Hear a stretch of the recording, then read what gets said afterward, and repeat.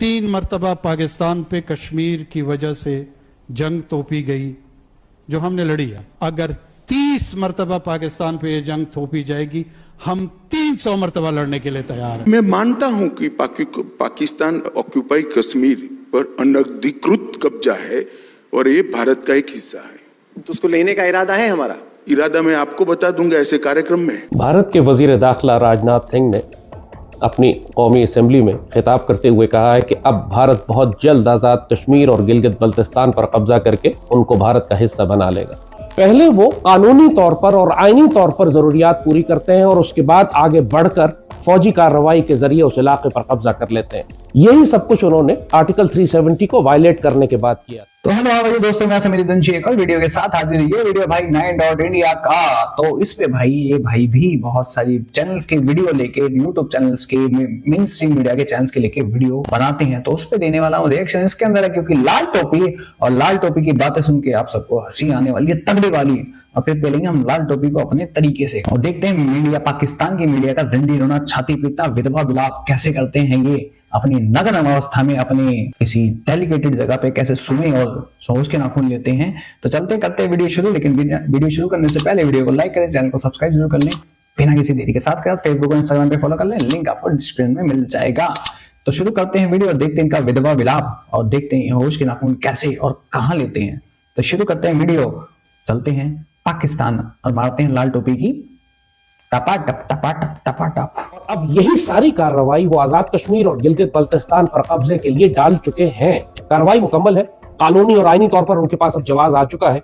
अब वो पूरी दुनिया में ये एक जवाब बना चुके हैं कि वो आजाद कश्मीर और गिलगित बल्तिस्तान भारत का हिस्सा है। भारत की पार्लियामान ने उसको तस्लीम कर लिया है। हमें तो भूतनी के पहले भी हमारा ही था, सुअर के बच्चे तुम लोग हमलावर थे।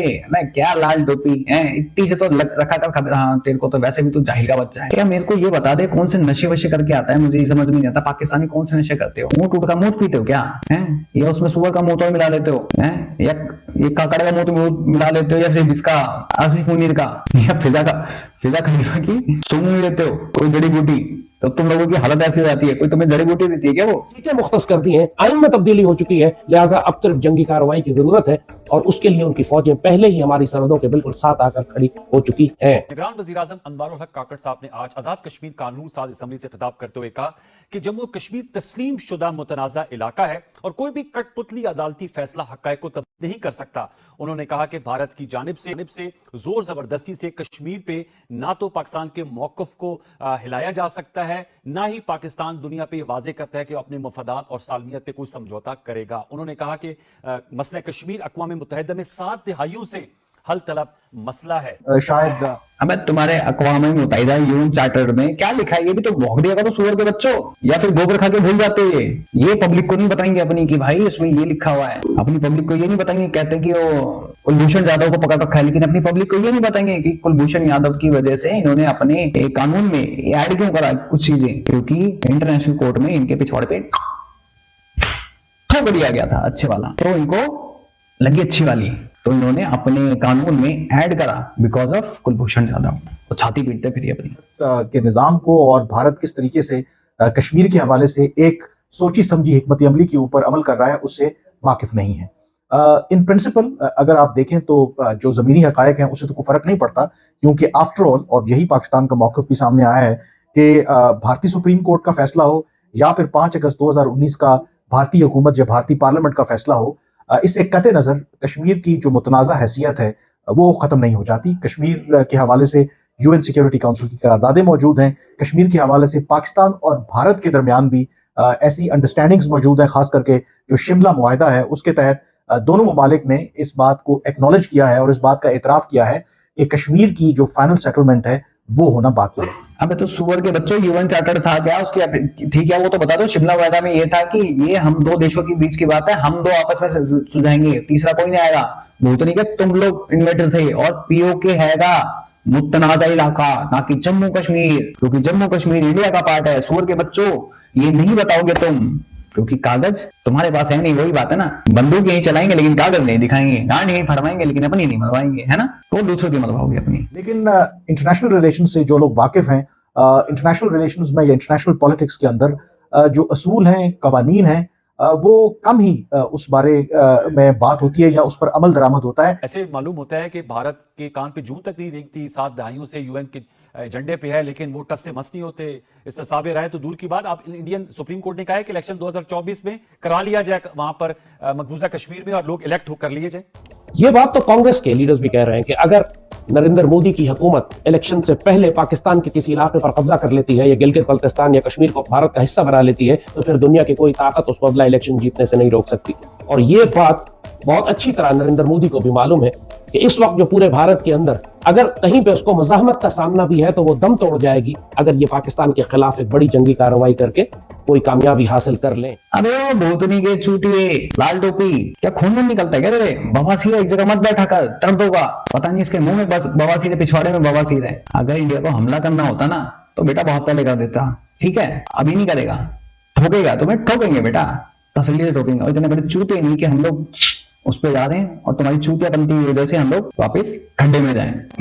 ये तुम लोगों की जहालत है पाकिस्तानियों की, ये पाकिस्तानी सोचते हैं ऐसी जहालत है। और खासकर ये लाल टोपी जैसा, और जंग होने वाली है, इंडिया हमला करने वाला है, फिर यही चूतियापंती कर रहे हैं। इसी के फौरन इसकी गांड पे लात मार के भग जाते हैं। लाल टोपी एक जगह मत बैठा कर, तकलीफ होगी।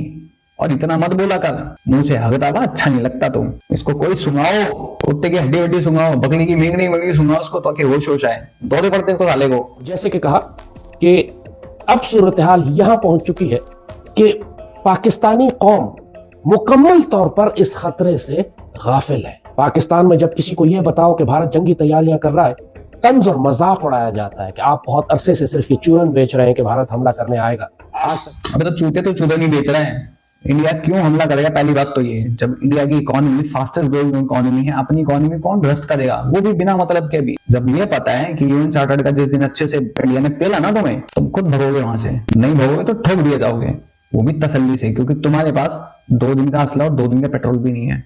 कम से कम 45 डेज का डीजल होना चाहिए तुम्हारे पास, तब इंसान जंग लड़ता है। और तुम्हारे पास वो भी नहीं चाहिए बच्चों। तुम्हारी गौड़ी गजना भी तुम्हारे पिछवाड़ों में घुस जाएगी वो सारी की सारी, क्योंकि तुम्हारी जाति ऐसे कम है और आती ऐसे ज्यादा है। और ये सबसे बड़ा जाहिल मुझे समझ में नहीं आता, ये फौज में कैसे, पाकिस्तानी फौज में कैसे था? हो सकता है कि पाकिस्तानी फौज में ऐसे चूती होते हैं। एक इनका आसिफ मुनीर जाकर यूएस में बैठा है, भीख मांग रहा है, माई दे दे, गीत गाने मोफल्ला बाबा। तक तो उसने किया नहीं, लेकिन भारत के इंतखाबात अब सर पे हैं। भारत की जंगी तैयारियां मुकम्मल हैं। उसकी नॉर्दर्न कमांड, उसकी सदर्न कमांड और साउथ वेस्टर्न कमांड बिल्कुल डिप्लॉयड है हमारी सरहदों के साथ। पिछले 1.5 साल से मुसलसल हर हफ्ते वो डिवीजन और कोर लेवल की एक्सरसाइजेस कर रहे हैं। दुनिया का हर हथियार उन्होंने तजुर्बा करके देखा है। जदीद टेक्निक्स जंग करने की, यूक्रेन जंग से, और इसराइली टेक्निक्स जो वो गाजा में इस्तेमाल करने की कोशिश कर रहा है, और उनके हथियारों की जो परफॉर्मेंस है, उस सब के मुताबिक अपने आप को वो तरतीब देकर पाकिस्तान के खिलाफ मुनज़्ज़म हो चुके हैं। और अब भूतनी के झिंगुर की झाड़ के बाल जितने भी नहीं हो तुम लोगों की कसम 10 पैसे की नहीं है। इंडिया चाहे 2 दिन में तुम्हें कुत्ते की तरह सूर बांध दे, समझ गया? हम ताकतवर बनते हैं किसी पे हमला करने के लिए नहीं, अपनी सुरक्षा करने के लिए। क्योंकि ताकतवर बनो अपनी सुरक्षा करने के लिए, किसी पे हमला करने के लिए नहीं। तुम लोगों की सोच है जाहिल के बच्चों, तुम लोगों को सिखाया जाता है सामने वाला कन्वर्ट ना हो उसकी गर्दन उड़ा दो, काफी को देख के मार दो। तो तुम लोगों की सोच ऐसी है, फिर चाहे कुत्ते की तरह पिट के आ जाओ, 93 सरेंडर कर दो, 2000 में फौजियों की डेड बॉडी छोड़ दो वहां पे, या 65 में कुत्ते की तरह भाग जाओ, या फिर भगा दिए जाओ 48 में सुअर की तरह मार के बकचोदी करवा लो बस। अस्करी तौर पर अब किसी को कोई शक नहीं है कि जो अरबों डॉलर इन्होंने खर्च किया है सिर्फ जंगी तैयारियों में, असलहा फायर करने में, पेट्रोल और डीजल जलाने में, वो बिला वजह नहीं है। और जो उनका डिप्लॉयमेंट पोस्चर है वो एग्रेसिव है, वो इन्वेजन लेवल पोस्चर है। वो इसलिए नहीं है कि पाकिस्तान हमला करेगा तो वो एक दिफाई जंग लड़ेंगे। वो पोस्चर इसलिए है कि उन्होंने सरहद पार करके पाकिस्तान को 2 हिस्सों में काटना है और पाकिस्तान के बड़े बड़े इलाकों पर कब्जा करना है। कि इस वक्त जो जियो पोलिटिकल, ये सच में इतना बड़ा चूतिया, अगर इसकी बातों में पाकिस्तान के लोग आना, पाकिस्तान की वो आ जाए ना, तो ये साला पाकिस्तान को जिंदा जलवा देगा पूरा। 25.5 के 25 करोड़ लोग खत्म हो जाएंगे। वैसे 25 के 25 करोड़ लोग गधे के बच्चे हैं, सारे गधे हैं, क्योंकि पाकिस्तान में गधों की संख्या ज्यादा है। और ये उसमें सबसे गधों का सरदार ही है। अगर बेटा इंडिया को करना होता ना, तो इंडिया के पास आज भी इतना है कि तुम लोगों को सुअर बना देगा मार मार के, समझ गया? पेट के बल नंगा लिटाएगा, बोलेगा बोल मैं सुअर हूँ, सुअर का बच्चा हूँ, मैं वो खाता हूँ। तो तुम सारे बोलोगे, तो की तरह बोलेगे। वो आती है ना कांच वाली बोतल, लेमन वाली, उस पे तुम्हें नंगा करके बिठाए और चीखे मारोगे फिर तुम सारे के सारे।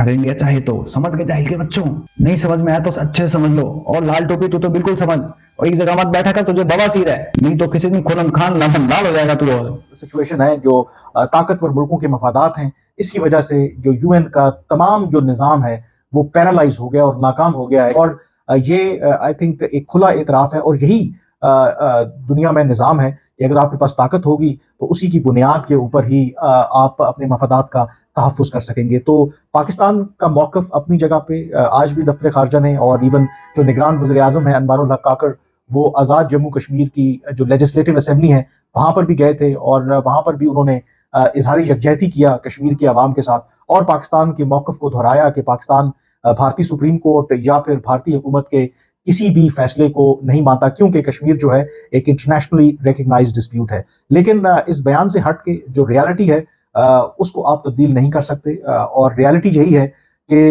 भारत ने, जैसे मैंने कहा, कि एक हिकमत अमली के तहत कैसे कश्मीर को अपना हिस्सा बनाना है और बल्कि अपना हिस्सा बना लिया है। और इसमें इंपॉर्टेंटली आप देखें कि जब भारतीय सुप्रीम कोर्ट की तरफ से ये फैसला सामने आया तो आमतौर पर जो भारत के वज़ीर-ए-आज़म है नरेंद्र मोदी, वो उर्दू में तो ट्वीट नहीं करते, लेकिन उन्होंने बाकायदा तौर पर उर्दू में एक लंबी चौड़ी स्टेटमेंट जो है वो जारी की और मैसेज जो है वो जाहिर है कि पाकिस्तान के लिए था, पाकिस्तान की हुकूमत के लिए था, कि पाकिस्तान की आवाम के लिए था कि आप जो मर्जी सोचते रहें, जो मर्जी करते रहें, कश्मीर जो है वो भारत का अटूट।